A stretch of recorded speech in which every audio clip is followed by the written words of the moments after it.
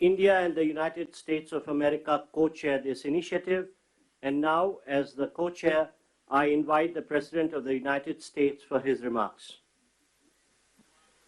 Well, ladies and gentlemen, thank you, all my colleagues. This is, someone once said in a similar domestic action that was positive, this is a big deal. This is a real big deal.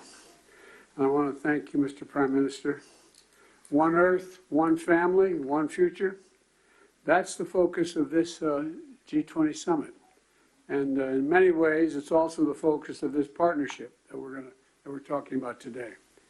Building sustainable, resilient infrastructure, making quality infrastructure investments, and creating a better future. A future that presents greater opportunity, dignity, and prosperity for everyone. Last year, we came together as one to commit to this vision. And this afternoon, I want to highlight the key ways in which the United States and our partners are working to make this a reality. Economic corridors. You're going to hear that phrase more than once, I expect, over the next decade. Economic corridors. As we work to address infrastructure gaps across low and middle income countries, we need to maximize the impact of our investments. That's why a few months ago I announced that the United States will work with our partners to invest in economic corridors. In practice, it means we're focusing on regional infrastructure projects that deliver results across multiple countries and in multiple sectors. And today I'm proud to announce that we've finalized a historic agreement for a new India, Middle East, Europe economic corridor. As a key part of this corridor, we're going to invest in ships and rail that extends from India all the way to Europe, connected by the UAE, Saudi Arabia, Jordan, and Israel.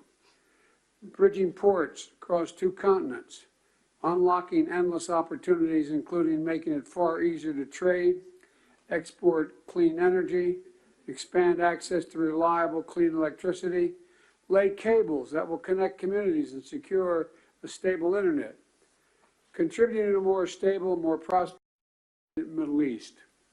And I want to thank the sponsors. And I particularly want to thank Prime Minister Modi and the Crown Prince of Saudi Arabia, Mohammed bin Salman, and President von der Leyen and the European Commissions. And since he's not speaking today, I wanted to, well, maybe he is speaking today. I had a note he wasn't speaking. At any rate, I'm going to stop there. In the sub-Saharan Africa, we're working in a private-public partnership as well to invest in a trans-African corridor. That includes a new partner, the European Union. President von der Leyen, thank you for making this very possible. Together, as part of this corridor, we're going to invest in a new rail line that will extend from the western port in Angola to the DRC, to Zambia, and ultimately the Indian Ocean. It's a project that's about far from just laying tracks. It's about creating jobs, increasing trade, strengthening supply chains, boosting connectivity, laying foundations that will strengthen commerce and food security for people across multiple countries. This is a game-changing regional investment, and both of these are huge, huge steps forward. But they're far from the only ones. We're continuing to make big investments in infrastructure around the world. That includes a solar energy site, an insulin manufacturing facility, and electricity project right here in India. We're continuing to develop economic corridors across Africa, Asia, and the Americas.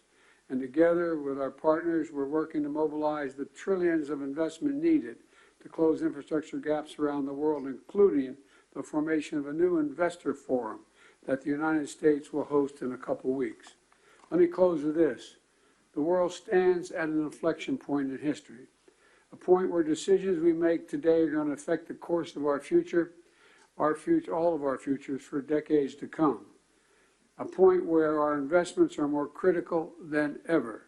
So together, let's continue to work as one to seize this moment in history and maximize our collective investments, to find new partners, to unlock new capital, because when we invest in low and middle income countries, all countries benefit.